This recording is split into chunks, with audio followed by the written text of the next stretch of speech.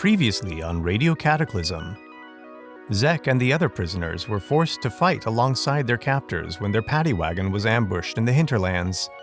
They won the battle, but their strange attackers claim to have already won a war that only just began. But if that's true, why are they determined to get away with one of the prisoners? If this tiny hive-minded clone won't talk, he must be good for something. Captain Tamor wasted no time. "If any of you knows anything about computers, I need an extra hand," she shouted. She jumped into the cab of the paddy wagon and flipped open the computer console. Stephen climbed down from the back of the wagon, followed by a hesitant Matthew and a very weary-looking John. "I can hack anything with a tube," said Stephen. He hopped up into the cab next to Tamor. "Good," she said. She handed him the homunculus. "Ugh," he said, but he took the creature. It writhed like a worm in his hand. "Pop it into that tube head first," she said, pointing at one of the computer's ports. Stephen did as she said. The homunculus flailed its arms and legs. "No!" it screamed, but was quickly silenced when its head went into the tube. "We need to subvert its protocol," Cheryl said. "Use the homunculus to spoof their ISP and set up a proxy server. That should reverse the polarity of the tractor beam." "Got it," said Stephen. His hands flew across the keyboard in a blur, typing and hacking as only a surly teenager can. Sure enough, the tractor beam's color turned from purple to green. Meatrom's body stopped for a moment in midair, then started descending gently back to Earth. "Huzzah!" said Cheryl. She gave Stephen a high five with her good hand. The computer screen flashed white. A countdown clock appeared on screen, displaying 30 seconds. It started counting down immediately. "Shit," said Cheryl. "It's a self-destruct mechanism. That airship is going to blow up right over our heads. We'll have to tandem hack this one, but it won't be easy with only 3 hands." Both of Stephen's hands and Cheryl's good one hammered the keyboard until it was nearly smoking. The clock flashed 20. "Every time I get through a tube, it reroutes to their firewall," Stephen said. "I'll clear the cache," said Cheryl. "That should break the encryption." 10 seconds left. "A key popped off," said Stephen. "Leave it, it's the tilde." 9 seconds. 8. The homunculus burst into flames. 7. 6. 5. "Their firewall's down." 4. 3. 2. "Invert the motherboard!" The clock stopped, with 1 second left. The computer console made a sizzling noise, then a pop. The screen went dark. The hovercraft rose into the sky, then shot away into the murky twilight haze, leaving only a purple trail that soon faded. "Damn," Cheryl said. She pounded the computer with her fist. "What are you mad about?" said Stephen. "We stopped the destruct sequence. If it had hung around a minute longer, we could have attempted to hijack it. We really could have used an airship. This wagon's not going anywhere with all flat tires and a broken axle. Looks like they've fried our antenna with a feedback loop, too. I'll try rebooting the console, but I'm sure we'll need to make some repairs. Once we fix the antenna, we could try to boost the signal to the cloud, see if we can ping their GPS and reroute the backdoor encryption. We could turn the airship around and make it come back for us." "No," Cheryl said. "Those things are fast. It'll be halfway to Antarctica by now. We do need to boost the signal, though. I need to contact headquarters, or at least access a news feed. If what the homunculus said is true, we might have bigger problems than a broken axle. First things first, though. We could all use a bite to eat." A painful resetting of the bone and a generous dose of Medigel got Cheryl's arm in more or less working order.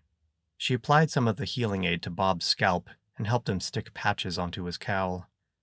Everybody pitched in who was able, and they finished piling the remains of the Numa soldiers and squids on the fire just as the sun went down. They laid Jim's body at the front of the wagon. Meatrom still lay supine on a small hill, snoring lightly. "Any advice on what to do with your friend?" Cheryl asked Bertz. He was back on his feet now, but he walked slowly and with a severe limp.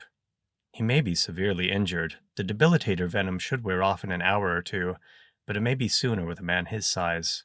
Or later, considering all the beer he drank in the bar. We need to move him, but I can't see you picking him up and carrying him in your current state, even with your super healing powers." "I wouldn't have thrown Meatrom if I thought it was really going to hurt him. I've got wolf blood. He's got the same, plus a layer of synthetically grown organic cushioning under his skin. His bones are infused with an experimental material they originally developed for self-healing concrete. His skull and spine have some kind of fluid running through them that protects and heals his nervous system at the same time. He could tell you more about it than I could. My point is, he'll be in better shape than any of us. Being an experimental super soldier has a few perks at least. Came in handy when we broke out. Why are you telling me all this? Cheryl asked.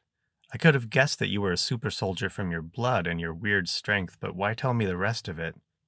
I figured you already knew, said Bertz. I thought you were some elite secret forces soldier, undercover as an adder cop. They didn't tell you who your targets were?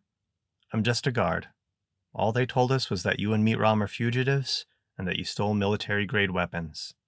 Those weapons would be me and Meat. Look, I don't know why your people kept you in the dark. Or maybe the Americans are keeping the churls in the dark. I don't care. I'm not the one trying to keep my existence a secret. All you need to know is that my beef is not with you.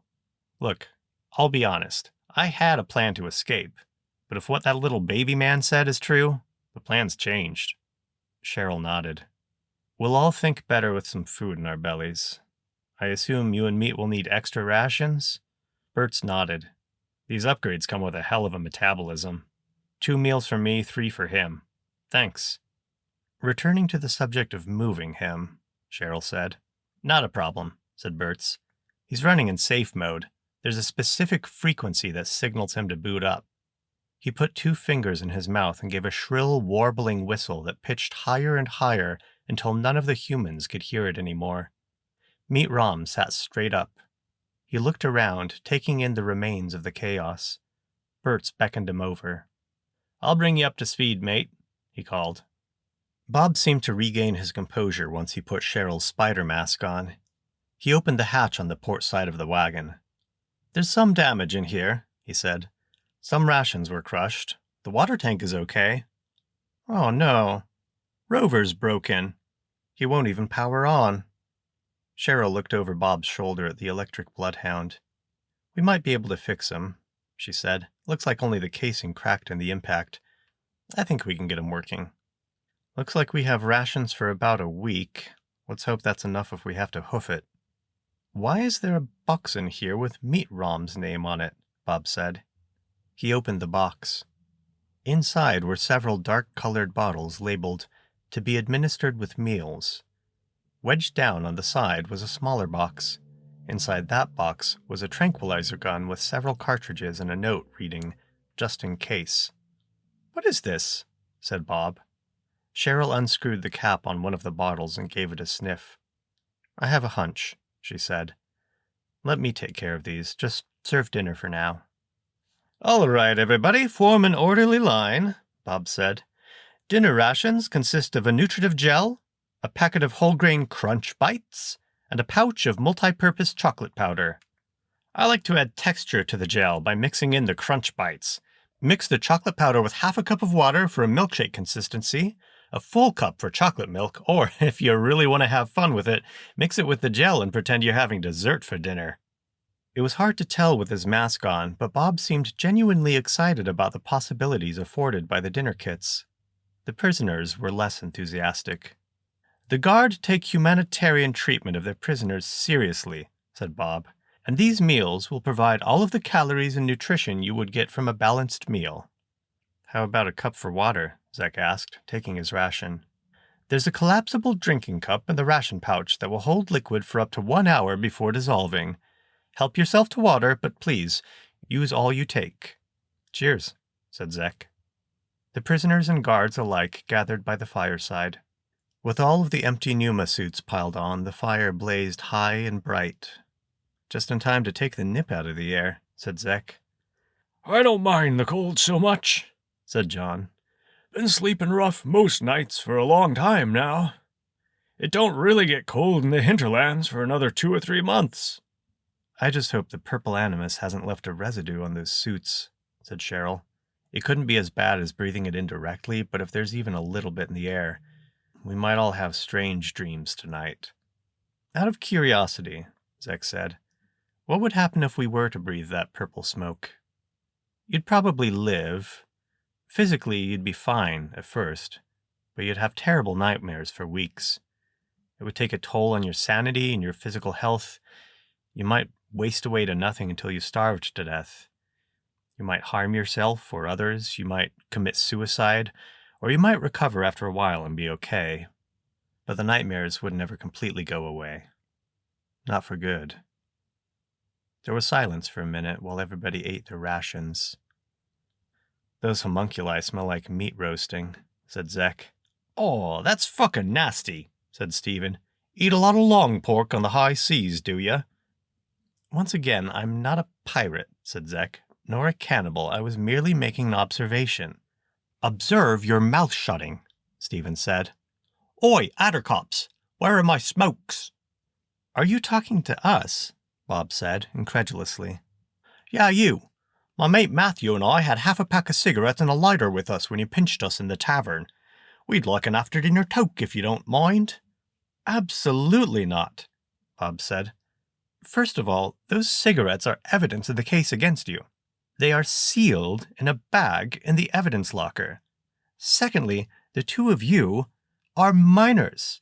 You're 16, and your mate is 15. You're asking an officer of the peace whose sworn duty is to uphold the law to break the seal on an evidence bag in order to enable two minors to smoke tobacco." "Now we're on the same page," said Stephen. "Stephen, no," said Cheryl.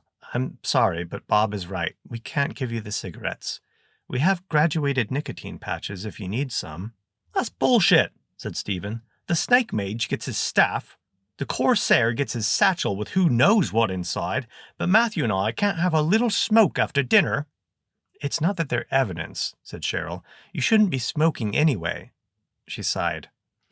"I arrested you not because you'd broken the law, but because two teenagers smoking in a tavern in the middle of a school day clearly need help. There are programs in Churlia for wayward teens." "Right, because clearly we're better off being attacked with bombs and lasers in the middle of nowhere. I don't need your help, and I don't smoke. They belong to me is all." "Why on earth are these cigarettes so important to you?" asked Zeck. Stephen looked at Zeck as if he'd forgotten he was still there. "Fuck off, corsair. Nobody asks you why you wear pantaloons." "Does your mother know she raised a ne'er-do-well?" "Does your mother know the abortion didn't take?" Zeck gasped. Nobody said anything as Stephen stood up and stomped over to the back of the wagon. He climbed in and laid down on one of the benches. "Well, I think we're all a little shocked by that one," said Zeck. "I mean, I know the kid's an asshole, but there's a line and he crossed it." "He's really not an asshole," said Matthew. "He's got it hard is all. He's really a good guy." "He does a damn good job of hiding it," said Zeck. "I'm glad to see you're feeling better at least. I went through something similar when I was about your age. I didn't smoke half a pack of cigarettes in one sitting, but it was almost worse. I stole a cigar from my father's humidor. I'd never smoked before, so I didn't know what it was like. I just knew my dad and his friends all did it, and I wasn't allowed, so it must be amazing. I wanted to try it. I climbed out of my bedroom window and up onto the roof. I gagged as soon as I put the cigar in my mouth, but I figured it would be better once I lit the thing. I took one puff and vomited over the edge of the roof, right past the open window of my father's study. Of course, he heard me, and soon enough he smelled the smoke. What did he do? He grabbed a cigar for himself and climbed up onto the roof. He sat down next to me, lit a cigar, told me to relight mine, and he made me smoke the whole thing.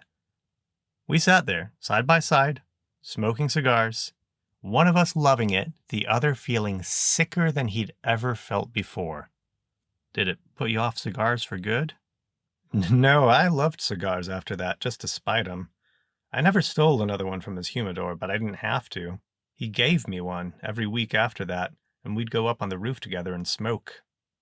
I'm still not sure whether he did it to punish me or to bond with me or equal parts of both, but I still enjoy a good cigar. I loved my father, and I know he loved me. Just after my mother disappeared, we had a lot of trouble being decent to each other. Half of the things I did did because I wanted to be like him. The other half I did because he told me not to. Is he still around? Zeck didn't answer for a moment. That's a good question. What about your folks? What will they say when they find out you've been arrested for truancy and minor possession of tobacco? My dad worked in the mines. He died when I was real little. I don't even really remember him. My mom raised me all on her own, working 2 jobs to make sure we always had food and a place to sleep. Cindy, she's the waitress at the tavern where we got arrested. She used to babysit me when my mom worked nights. Sometimes I'd go to the tavern after school, not to the bar, but to the office upstairs. I'd do my homework there, and Cindy would bring me a sandwich and a soda. That's why I brought Stephen there to smoke. It's a safe place. Well, safe as anywhere, I guess. Stephen got the smokes from a friend of his brother's. His brother's not around anymore. Not dead, just not around. But his brother's friend still hangs around town. Stephen's dad, well, I shouldn't say. It's not my place to tell you. But anyway, Stephen's dad is in a fix, and my mom... Matthew's lip trembled. His eyes watered up. He took a deep breath and continued. My mom's really sick. She's got the rasp from all the gases, and skin rashes from the acid rain. This land out here is older than I am, but she got exposed to a lot of that stuff when she was young and the lava was fresh. And we're downwind from the Basalt Valley, so there's always something foul drifting through Rentberg. A lot of people have cleared out of town, but we can't afford to leave now. My mom's too sick to work more than a couple hours at a time, but she won't let me get a job. She wants me to focus on school. If I get a scholarship, I can go to college out of state, maybe out in Fortune's Landing or somewhere like that.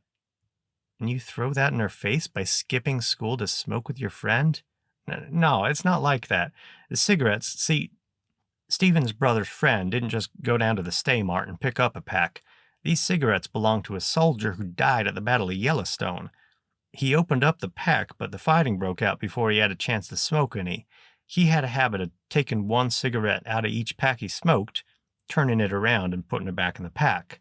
That was his lucky, and he'd smoke that one last. With this pack, he never got a chance to smoke any of them.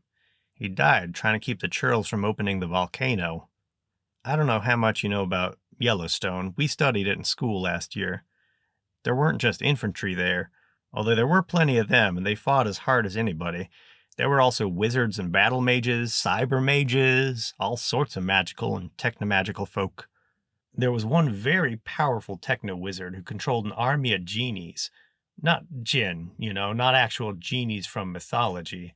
I think this guy just thought it sounded cool, and he didn't much care about accuracy or cultural appropriation. Lord knows the churls don't.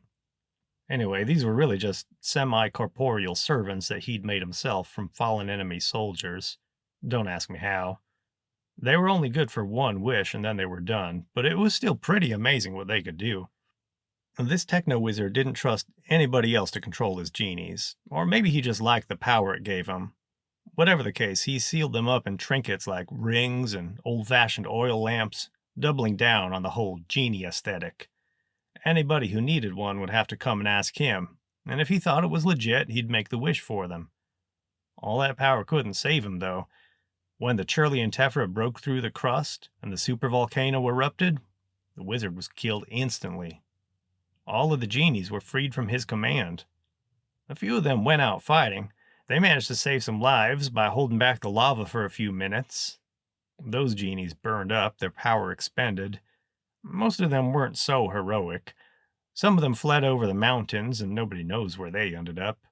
Some went back into their lamps and rings. Few of them found other places to hide. One genie saw this soldier's open pack of cigarettes lying on the ground, the open end of his lucky smoke standing out among all the filters. He dived in, turned the lucky cigarette back around so it looked like all the others, and there he's stayed for 30 years. Or so the story goes. I don't know if it's true or not. I can only speculate about how somebody would possibly know all that. Maybe a fellow soldier who survived the Battle of Yellowstone? I don't know. Maybe it's hogwash. Stephen says his brother's friend wouldn't sell him if he wasn't sure the story was true, because it would be bad for business if his customers couldn't trust him. All I know is it's my only chance to help my mom. And Steven's only chance to help his dad. We have to smoke the cigarettes to get the genie out. We don't know which one or how far down we have to smoke it, so we agreed to take turns. Whoever gets the genie gets the wish. All the more reason those cigarettes don't belong to you, said Bob. All magical weapons are property of the government on whose land they are discovered or developed, which would normally make this genie the property of the U.S. government, with requirements that it be catalogued, reported, and made available for requisition by Chorlia at any time.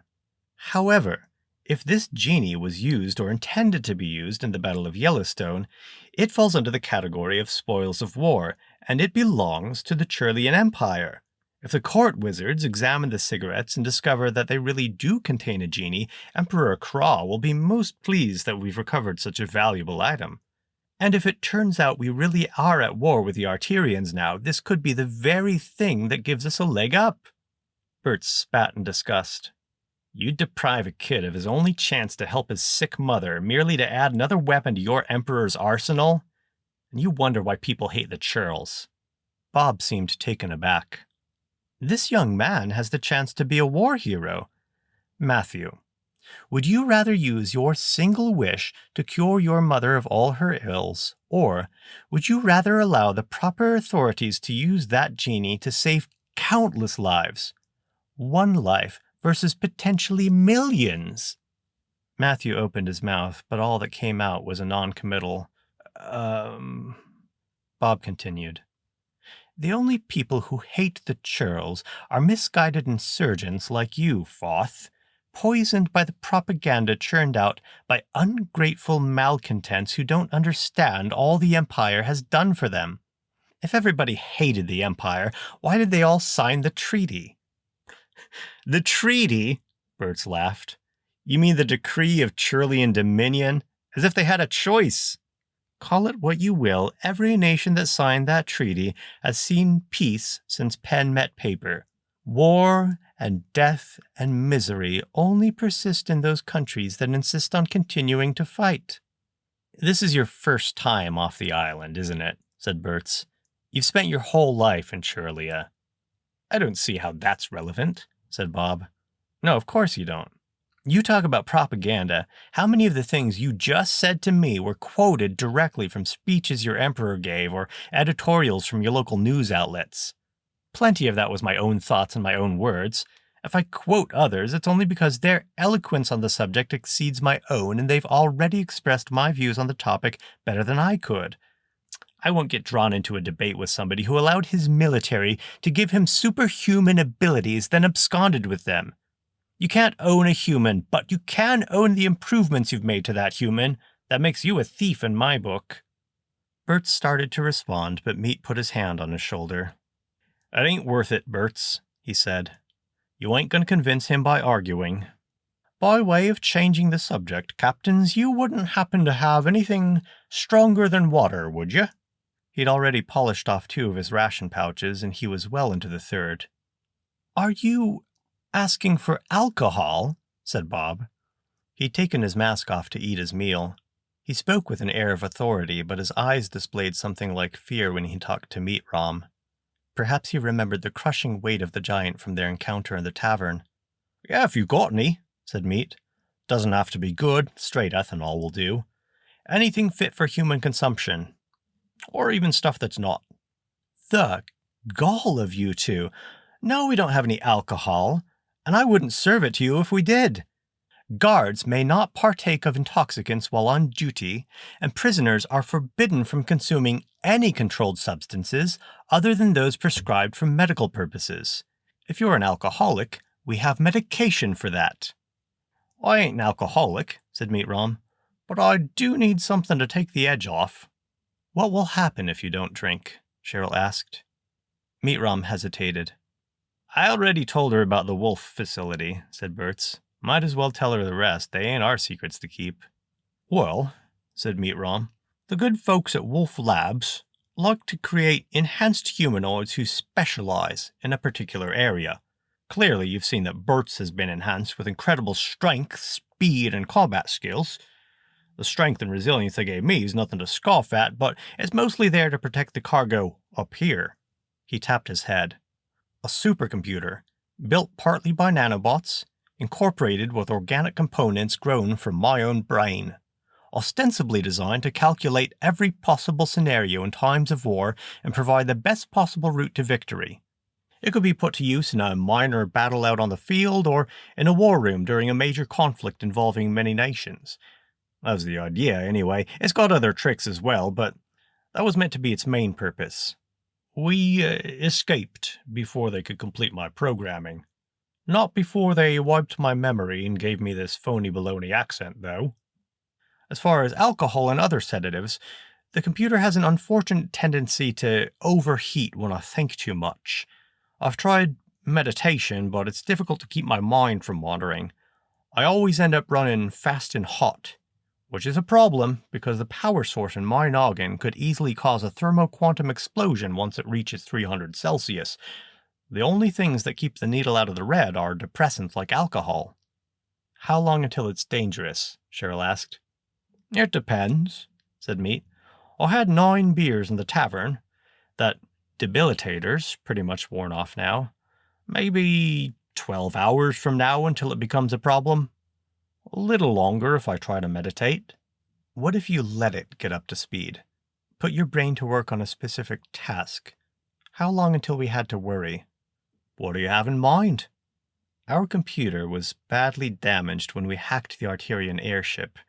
I'm not sure we have the materials we need to repair it. The console is outfitted with organic interface tubes, both male and female. If we could temporarily link your brain to our computer, we might be able to get it working. All I need is a few minutes to contact headquarters or access a news feed, or maybe contact somebody in the Tephra. We need to know if the homunculus was telling the truth. Meat Rom considered her proposal for a moment. He wolfed down the rest of his third meal. We could certainly do that. I've done something like that before, in fact. But I'd say after 9 or 10 minutes, even if we disconnect me right away, I'll enter a feedback loop and reach critical temperature in less than an hour, unless I get a good dose of something pungent. We have alcohol, said Cheryl. It's in the wagon with the supplies, in a box with your name on it. Meat Rom nodded. I'd say your bosses knew what they were sending you to deal with then. You two must not be just any ordinary guards. They wouldn't take chances with such property as us. Well, I did graduate top of my class at the academy, said Bob, and I've logged over 60 hours in the training simulator. I've completed the Battle of Tom's River 5 times, once in under 50 minutes. I'm just a peace officer, said Cheryl. That's all. Have it your way, said Meat. Let's get that computer working, then we'll see where we stand. Cheryl stood and tossed her garbage into the fire. She stepped up to the back of the wagon. Stephen, we could use your help. Fuck off, he said. Stephen, I'm sorry. I don't know how much you heard in here, but Matthew told us about the cigarettes. I didn't know. I had no way of knowing. Maybe we can work something out. But first, I need to get the computer working. Stephen sat up. You know, it's not the cigarettes I'm mad about. You were just doing your job. I wouldn't even be mad if that's the entire reason you pinched us. We broke the law, you caught us. Never mind that you didn't arrest Cindy for letting us smoke in there. I wish I'd been caught by the local PD. Then maybe I could see my brother again. But that's just the way the dice roll, I thought. Now you tell me you arrested us so you could take us to the Isle and put us in some kind of program for troubled youths? You don't even fucking know us. Myself, I don't care about. You can do what you want with me. But Matthew, he's got family back in Rintberg. Do they even know he's gone? They'll receive a letter, Cheryl said. A letter? If the postal service is still even running. I don't know, fuck it, let's get the computer running. At least then we'll know what's happening out there. And maybe you'll be so gracious as to let me call Matthew's poor mother. He hopped down from the wagon. Your hand's still aching, so I'll do this soldering and shit. I know Meat Rom ain't going to be much help with those sausage fingers. Cheryl led Stephen and Meat Rom to the cab. The dome light came on when she opened the door, casting a half circle of yellow light around the front of the wagon. Well, I don't know about the rest of you, said John. "But I need to find a ditch to whiz in. I can make a light with my staff if anybody wants to tag along." "Thank you," said Zeck, "but I rarely urinate, thanks to Borb, the genetically engineered stomach virus in my belly." "I kinda have to pee," said Matthew. "Now, wait a minute," said Bob. "You can't just wander off on your own." He pulled up his cowl and snapped his mask into place. "Oh, we won't go far," said John. "Just gotta find a little slope that runs away from our little camp. This rock isn't particularly absorbent, and I don't want to step in a puddle in the middle of the night when I get up to whiz again." "Well, but if you go, we all have to go." "Oh, I honestly don't have to go," said Zeck. "Me neither," said Bertz. "But, Cheryl," Bob called to his partner. "What?" she said, sounding exasperated. "The mage and the kid need to eliminate waste, but the other two won't come along. So, let them stay. What if they run away, or gang up on you while I'm not around?" "Bob, if they were going to do something like that, they could do it with you here, and they'd have done it already. I need you to wake up to the reality of the situation. The most important thing you could do right now is take your blunderbuss and cover anybody who has to relieve themselves. There could be scavengers, ravagers, coyotes, or who knows what out there. I've seen you clenching your jaw for the past 10 minutes in that way you do when you have to urinate. Nobody's going to run away and nobody's going to mutiny, but you are going to piss your uniform if you don't take a bathroom break yourself. So you might as well go with John and Matthew." Bob shifted from one foot to the other.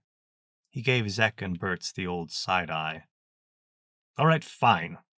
Any prisoners who need to evacuate bodily waste form a single file line in front of me." "Not a second too soon," said John. He thumped his staff on the ground, and the gemstone on the end lit up like a torch. John and Matthew lined up ahead of Bob, and the three of them jogged off to find a ditch. Cheryl climbed into the cab with Stephen and Meat Rom. Zeck turned to Bertz. "Thank goodness for that," he said in a low voice. "I thought I'd never get a chance to speak to you alone. We should have a few minutes. It's not easy to piss in a wizard's robe, especially if you're the one wearing it at the time. I'm the courier who was meant to contact you at the tavern. I barely got a chance to spot the two of you before the adder cops burst in." "You had time to order a drink, though." "A drink that saved our skins back there. Borb took that cherry skin, lemon twist, and whiskey and made me a nice little cherry bomb. I thought I might need it, and it turns out I was right. Anyway, I recall somebody else putting away more than his share of Daddy's lemonade." He nodded towards Meat. "Although I suppose he needs it to dull his terrifying intellect. And let's not forget that I got myself arrested just so I wouldn't lose track of you. Listen, do you have the package? Is it in the cargo hatch?" Bertz shook his head. "We were going to tell you at the tavern. There was a little hiccup. The, item was not where it was supposed to be. We have a lead. We're pretty sure we know where to find it, but we need the map I was looking at in the bar. It's in the evidence locker. Can't Meat Rom just memorize it?" "Yes, but we need the actual map itself. The paper contains a string of nanoparticles arranged in a specific sequence. It's not just a map, it's also a key." "That's not the problem, though. We can get it out of the locker. Here's what we do. While everybody is asleep, I'll stand guard while you and Meat break into the wagon and get the map and the kids' cigarettes. I'll smoke the rest of the pack all at once. I've done it before. We use the genie to get us where we need to go. We get the item, you take it to the pyroclasts, and we all get paid and go our separate ways." "No, absolutely not. The genie's not on the table. You said it yourself. Would you take away the kid's only chance to help his sick mom?" "No, see, the churls would use it as a weapon. It would just be another bullet in a gun to them. They would use it to wage war. We're going to use it to prevent one. Or stop one and prevent another, I guess. I'm not just doing this for the money. The pyroclasts have a plan that won't just end one war. It'll make war obsolete." That guard was right about one thing. If you have a choice between saving one life and saving millions, you save millions. "I don't disagree, but we can find another way. You're not smoking that genie. And think fast, they're on their way back." "Fine.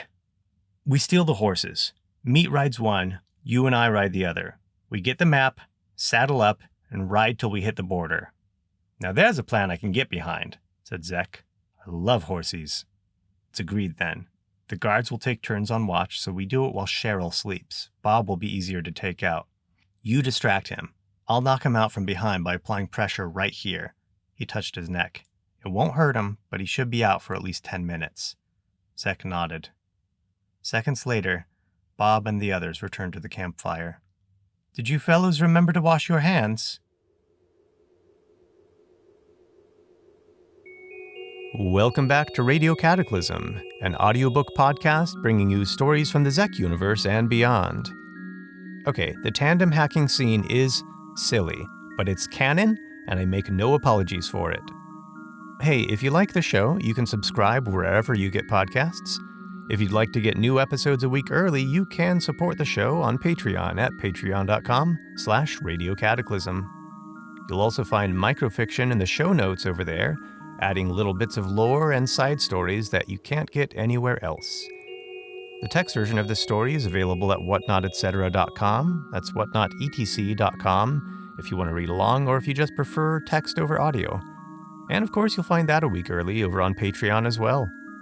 If you'd like to skip the wait and get the whole thing at once, the book itself is available in paperback, ebook, and audio from Amazon. There are links to all of that in the show notes. Until next time.